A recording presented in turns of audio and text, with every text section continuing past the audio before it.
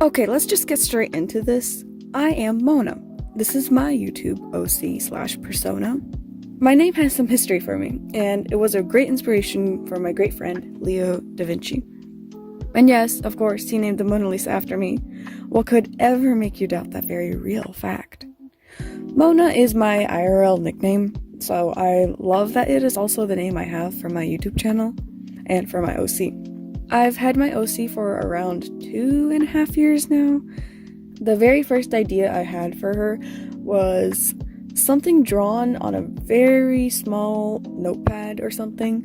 All I remember is that I drew on a sticky note with a very faded highlighter, and it's all somewhere in here.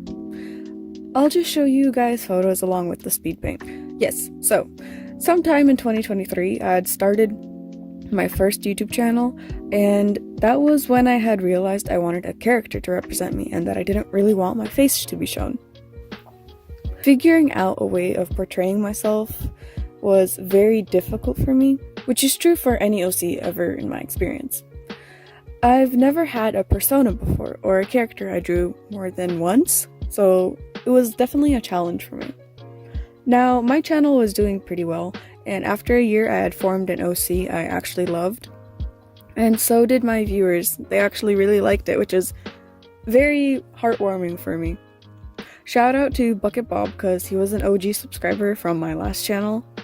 But one of the biggest problems I had with my last channel was that it was turning more into a content farm. And even though people might not agree with that, personally that's what it felt like. I didn't like what I was posting, even though I was trying my best to fit into what I wanted my OC to be. That obviously didn't work. April 7th, 2024, I wanted to make a PNG tuber. I loved the idea and I wanted to involve my character more in my content. I wrote out what I wanted her personality to be and everything. I was a lot more energetic than what I wanted my persona to be and motherly. And the motherly type aesthetic, although I loved it, it was just not working for me. Because I wanted more energy in her. Well, I portrayed more energy than my persona. As 2024 progressed, I slowly had let go of my OC since things weren't really working out. In mid-June, I had started a live stream, and unexpectedly, the chat had asked about one of the things I had put on my desk, which was Panda. It was a little plushie that I had. Surprisingly, everybody in the chat really loved him. And now Panda has become a great part of my OC. People really loved the stuffed toy, and I loved that so much I added him as a character. And even to this day, I still love Panda. He's still a part of my character. He's like his own little personal OC now. He was at first just a character to me, but for some reason I just feel like you guys are tied with him, and every time I draw him I think of you guys. Kind of like you're a part of everything through Panda. Fast forward to New Year's of 2024, things were going good, and one of the biggest things that I was hoping for was hitting 10,000 subscribers. And on New Year's Day, I did. But that same day, I deleted my channel.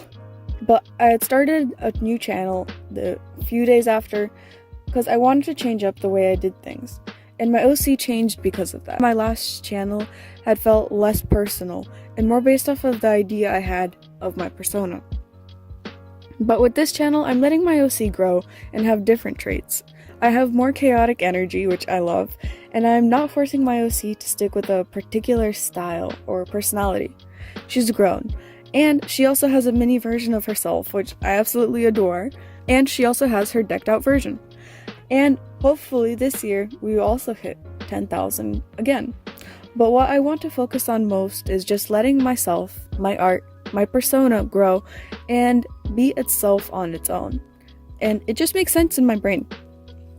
But there are some things that I would have done differently now that I've gone through all of that. So here's just 3 tips for all of you artists. 1.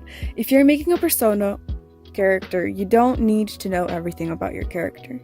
I wrote out lists of characteristics and what personality I wanted my persona to have. It won't work out if you want to be genuine, if you want it to be something that embodies you as your own OC, as your own persona. So stick to exploring and don't worry about change, it's a good thing. 2. Draw your OC in different styles. That's the way I was able to find my mini OC. I drew out sketches and stuff like that. I would explore different shapes and stuff, so that really helped my personal style. And my persona's style changed and developed because of that. 3. It's okay to have a plain style. One of the problems I had was wanting to have a very intricate, detailed looking character for myself. I didn't want to let myself look plain or like have some space where it was just one plain color. But I like my OC more now because I had grown out of that phase. I had let myself explore. And I had let myself minimize certain aspects of my character. I hope this helps you guys and this video inspired you to not give up on your OC. If you guys have any more questions, comment down below. I'll try my best to reply to everyone. And if you guys have an OC and have some history behind it, share your story and what inspired you to make one. Oh, also, please subscribe.